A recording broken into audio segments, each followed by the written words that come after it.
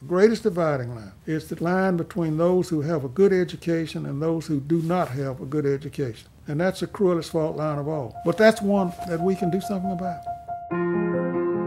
In the legislature, it became the Battle of Jackson, the governor going head-to-head against the powerful oil and gas lobbies. Mississippi at that time was the only state in the Union that didn't have a public kindergarten. Many thought kindergarten was nothing but a babysitting service for black kids paid for by government. If you were worthy of getting a good education, you would have been born to a wealthy white family. You have someone like Governor Winter who's saying, we got to change. He had engineered a major education reform in the poorest state in the Union. Politically, William Winter never should have done this. It was not in his interest to go down the same road that was almost certain to fail. I was not so naive as to believe that it would be easy, but I thought we would at least begin to make some headway. In 1981, we couldn't even get our bills out of committee. The deadline came, bill died on the calendar. He had to feel like, my gosh, this is the worst job in the world. We knew that his administration was coming to an end. The only hope we had to get an Education Reform Act was in a special session. He knew deep down that that would cost any future political race. If you're beaten, you'll go down in the history books